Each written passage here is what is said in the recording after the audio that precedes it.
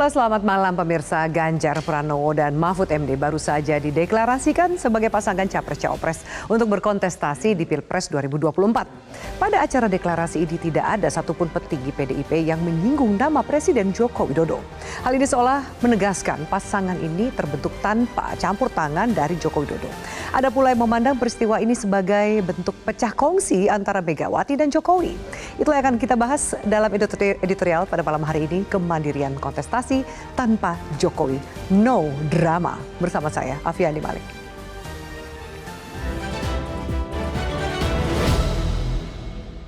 Kemandirian kontestasi tanpa Joko Widodo, no drama.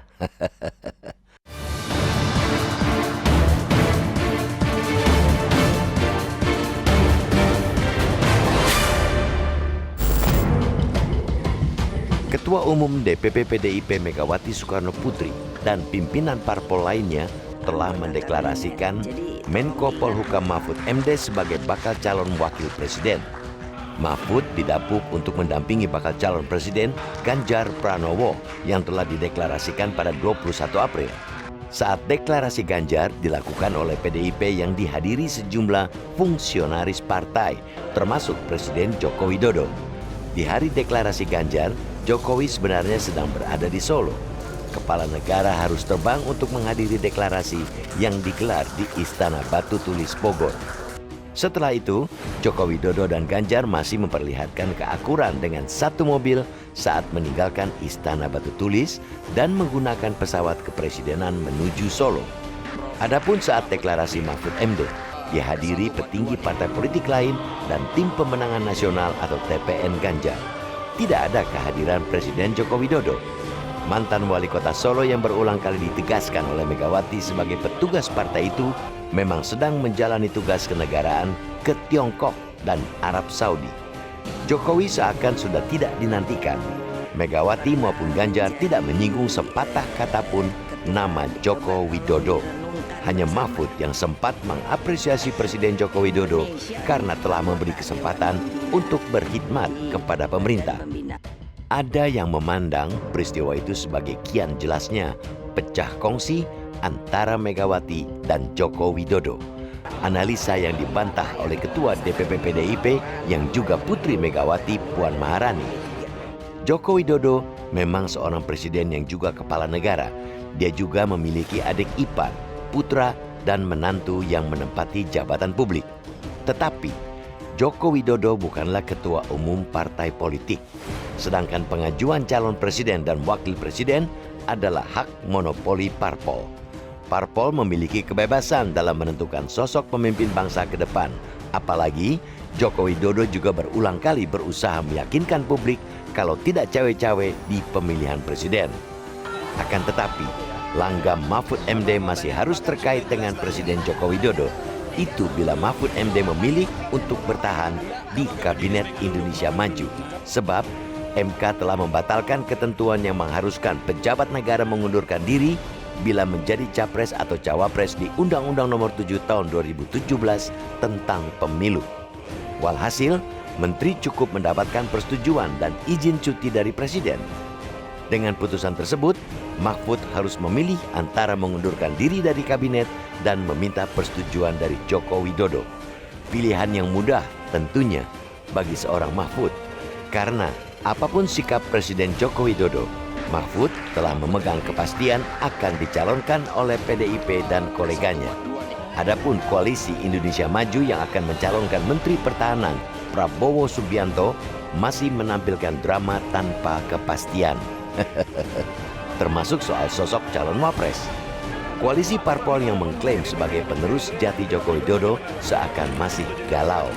Hingga tercetus keinginan mengajukan putra Joko Widodo, Gibran Rakabuming Raka, yang berujung pada putusan kontroversi MK yang dianggap sebagai upaya memuluskan rencana langkah Gibran menjadi pendamping Prabowo. Pencalonan Mahfud memberi sebuah kepastian dalam kontestasi pemilihan presiden atau Pilpres 2024. Setidaknya, pasangan Ganjar Mahfud akan berkompetisi dengan pasangan Anies Baswedan Muhaimin Iskandar yang telah dideklarasikan pada 2 September. Dua pasangan bakal calon presiden dan wakil presiden ini telah diputuskan secara mandiri oleh partai politik tanpa kehadiran Presiden Joko Widodo. Mereka akan mendaftar pada hari pertama ke Komisi Pemilihan Umum, Kamis 19 Oktober. Dua pasangan calon ini melenggang percaya diri tanpa menyiasati aturan dan tanpa drama.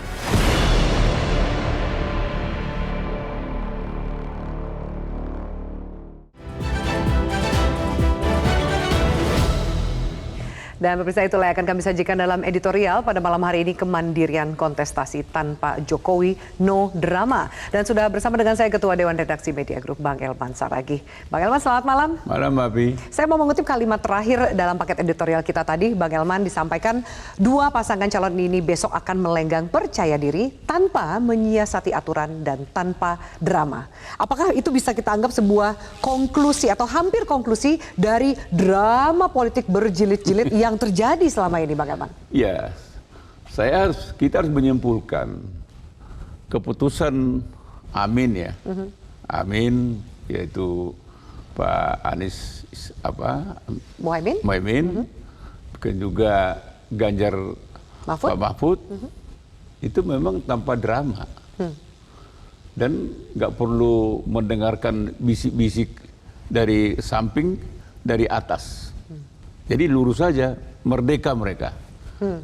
Jadi apa yang terjadi hari ini mencerminkan bahwa PDIP dan sebelumnya Nasdem, PKS itu sama. Jadi mereka betul-betul dalam memutuskan pasangan capres-wapres ini betul-betul mandiri, tanpa koordinasi dengan ke samping dan ke atas, dan tidak menunggu cawe-cawe dari Mbak Api misalnya gitu. Jadi ini betul-betul kemandirian partai betul-betul dilakukan. Ya, Itu yang apa? Jadi menurut saya sih memang sesungguhnya yang kuasa untuk menentukan capres-cawapres itu kan partai politik. Bukan presiden, bukan siapa-siapa. Iya, partai politik. Dan itu hari ini dibuktikan oleh PDIP bersama Hanura, Perindo, sama P3. Sebelumnya Nasdem, PKB sama PKS. Itu. Jadi menurut saya ini yang mestinya harus terjadi sampai kapanpun. Jadi kita nggak usah menunggu telunjuk campur tangan. siapa mengarah kemana gitu ya. Nggak usah menunggu petunjuk, nggak usah menunggu arahan dari atas. Apa? Urusan apa? Ini kan kemerdekaan dan ini menjadi memang domain partai politik. Bang Elman, deklarasi Ganjar Mahfud hari ini tanpa kehadiran Presiden Jokowi yang berada di luar negeri, ini apakah menurut Bang Elman panggung depan dan panggung belakangnya ini sama situasinya, bahwa memang urusan ini alasannya memang Pak Jokowi urusan tugas negara, bukan yang lainnya, menjawab soal spekulasi hubungan antara PDIP dengan Pak Jokowi? Jadi begini, Mbak Pia, setiap kejadian politik pasti ada hitung-hitungannya. Jadi sebetulnya apa yang dilakukan oleh PDIP hari ini kan pasti ada hitungannya. Ketika Presiden Jokowi sedang ada di luar negeri, dan jangan lupa Pak Jokowi itu kan petugas partai kan, yang biasanya selalu ikut. Bahkan ketika deklarasi Ganjar, beliau sudah sampai di Solo pun kembali ke Jakarta dan ke Batu Tulis, hanya untuk mengikuti deklarasi Ganjar. Nah, tapi ini kan keluar negeri, Bang, bukan di Solo, jadi mungkin juga jauh, ada agendanya juga bilateral. Sebetulnya kan bisa ditunggu. So juga hari Sabtu udah pulang. Tapi buat PDIP itu memang kesan masyarakat, memang kehadiran Pak Jokowi tidak dinantikan lagi di dalam peristiwa penting seperti ini. Tidak dinantikan karena memang ranah partai politik untuk mendeklarasikan atau karena ada urusan yang lain? Ya, itu saya katakan, tiap kejadian politik ada hitung-hitungannya. Ini juga bisa dimaklumi orang. Bertanda bahwa memang hubungan antara PDIP, saya tidak mau mengatakan hubungan antara Ibu Mega ya, dengan Pak Jokowi dikesankan orang sedang tidak baik saja. Yang kemudian Bang Elman yang viral adalah juga statement dari Mbak Puan Maharani saat ditanyakan soal apa Gibran akan menjadi tim ses dan apakah Pak Jokowi akan mendukung Ganjar. Seperti apa jawaban Mbak Puan yang viral ini? Kita simak jawabannya. PDI Perjuangan, wali kota PDI Perjuangan, jadi ya udah biasa aja ketemu sama Mas Gibran. Rencananya apa yang akan dibicarakan juga Mbak terkait dengan pertemuan itu? Juga nih, apakah dilibatkan Mas Gibran di TPN juga atau gimana nih Mbak? Nanti saya tanya Mas Gibran mau nggak masuk ikut dari dalam tim pemenangan nasional Pak Ganjar dan Pak Mahfud MD. Ya iya atau enggak ya nanti tanya Mas Gibran. Kalau saya kan mengajak. Mbak, sikap partai gimana Mbak Puan? Mulai dari putusan MK, kemudian juga projo gitu yang mendukung Mas Gibran. Menurut Mbak Puan sendiri, apakah emang Jokowi masih akan mendukung Pak Ganjar Pranowo? Pertanyaannya harus ditanyakan ke Pak Jokowi, bukan ke saya. Jadi nanti tanya ya kalau Presiden udah pulang masih mendukung Pak Ganjar Pranowo atau punya pilihan lain ya. Kalau ditanyakan, saya juga mau tahu jawabannya. Nah itu yang viral ada kalimat terakhir dari Mbak Puan, Bang Elman. Tanya aja sama Pak Jokowi karena juga saya mau tahu juga jawabannya gitu. Masa sih mau deklarasi nggak kontak-kontakan? Sebetulnya, Api, kalau kita simak, kita perhatikan jawabannya Bu Puan ini kan, mohon maaf ya, terkesan ada sinisme ya. Ada sindiran lagi. Ada sindiran lah. Sebetulnya kan kalau memang hubungan itu dalam keadaan baik-baik saja, cukup dikatakan baik dong. Pastilah dia dukung kami. Karena kader dia terbaik PDIP dia gitu. kader partai ini. Tapi itu tidak diucapkan. Ya. Tanya aja. Saya pun ingin tahu kan. Padahal Bu Puan juga sudah tahu jawabannya. Tapi dia tidak mau mengatakan itu dari dia kan. Tanya aja Pak Jokowi. Dilempar lagi ke publik lah untuk menilai. Ya. Padahal sebetulnya kan dia cukup jawab kalau memang Pak Jokowi itu masih kader terbaik partai, pasti dia jawab Dilibatkan. pasti dong. Kita kan bisa komunikasi kan. Beliau sedang melaksanakan tugas negara. Kan antara Jakarta dengan Cina pun tidak sulit kan, kita bisa by phone apa. Ya. Kan bisa kan. Tapi tidak dilakukan oleh Bu Puan. Iya, biarkan kemudian masyarakat yang menilai gitu ya. Ya, biarkan. Dan ini sebetulnya memang PDIP ingin memperlihatkan inilah yang terjadi.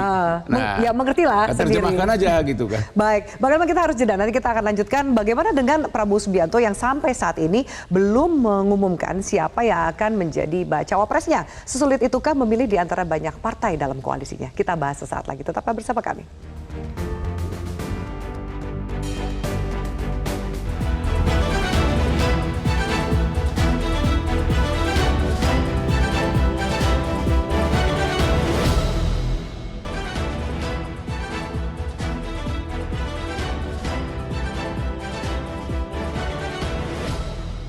Jika kemudian Pak Prabowo tidak menggunakan variabel yang sama dalam menentukan cawapresnya dan quote by quote agak memaksakan diri mengambil posisi Gibran sebagai cawapresnya, maka hal itu berpotensi kemudian untuk meletakkan dia sebagai pihak yang justru berada di killing ground. Dan itu berpotensi diserang secara masif oleh rival politik termasuk oleh kalangan masyarakat sipil.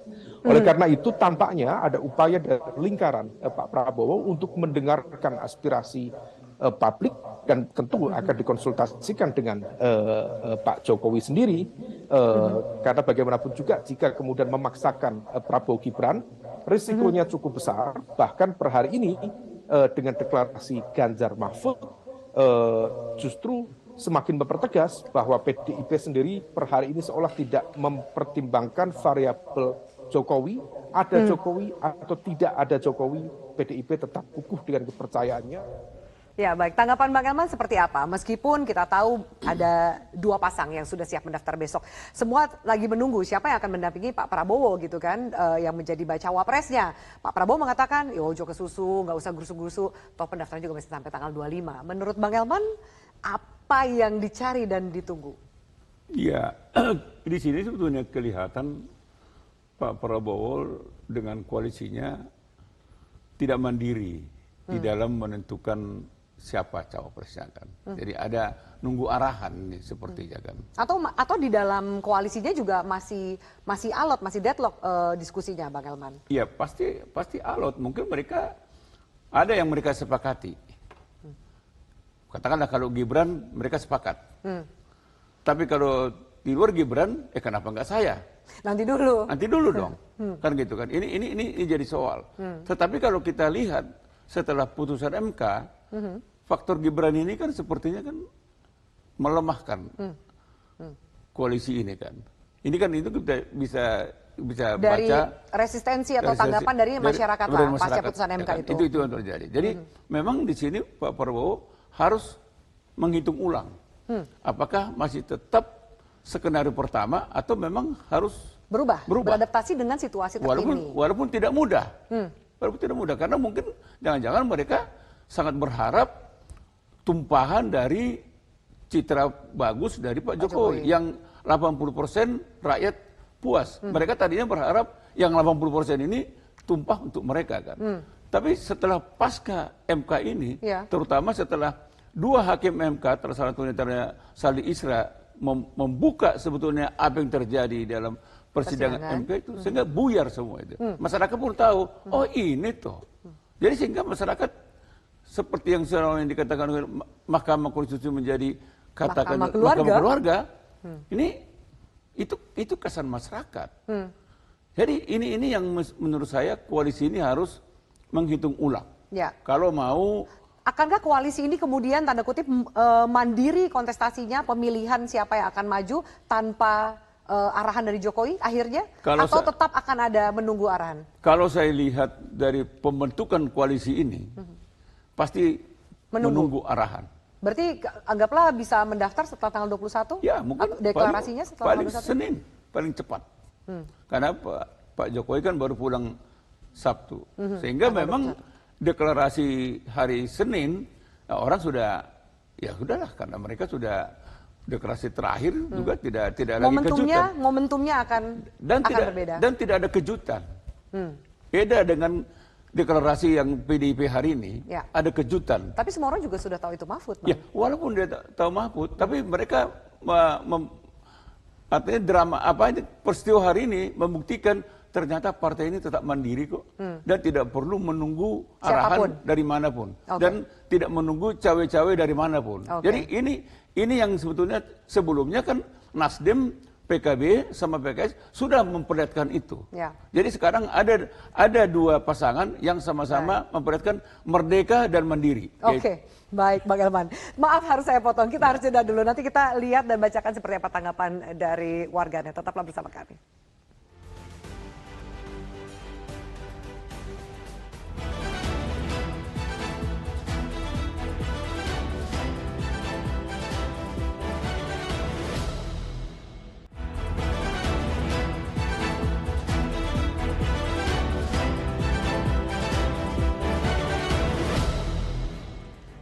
Ya, baik pemirsa, ini kami tampilkan hasil polling yang kami lakukan di aplikasi X Metro TV.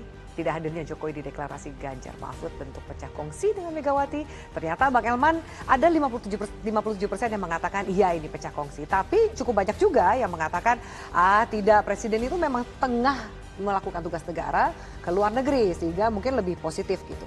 Tanggapan Bang Elman seperti apa? Tapi kalau hubungan itu sedang baik-baik saja, pasti berbalik mestinya. Harusnya 57 yang mengatakan hanya urusan ke luar negeri gitu ya, tidak pecah kongsi tidak ya. Seperti ini. Lalu Bang, bagaimana sih kalau kita kemudian jangan sampai urusan politik yang seperti ini menjadi tontonan, nggak ada role model yang baik untuk masyarakat dan juga para pemilih ini. Seperti apa yang harusnya dilakukan oleh semua pihak?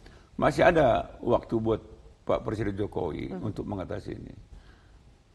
Dia lepas aja Pak Prabowo, silakan deklarasi dan tentukan siapa yang akan menjadi wapres Pak Prabowo. Jadi Pak Jokowi kembali lagi menjadi kader terbaik PDIP dan seluruh keluarga ini menjadi kembali PDIP. Jadi tidak seperti yang dibayangkan orang. Seperti Kaisang sudah PSI, Gibran katanya mau pindah ke partai Golkar, dan mungkin dukungan kepada Pak Prabowo. Ini mungkin sudah kembali lagi. Itu bisa mengademkan lah situasi. Artinya deklarasinya Pak Prabowo juga jangan sampai menunggu kedatangan Pak Jokowi di tanah air. Kita lihat seperti apa perkembangan drama politik yang berjalan dan juga minimal besok ada 2 pasangan yang siap mendaftar ke KPU. Kita lihat perkembangannya seperti apa. Bang Elman, terima kasih banyak atas diskusi kita pada malam hari ini. Dan juga pemirsa, terima kasih banyak atas atensi Anda. Saya Firman undur diri, terima kasih. Selamat malam, sampai jumpa.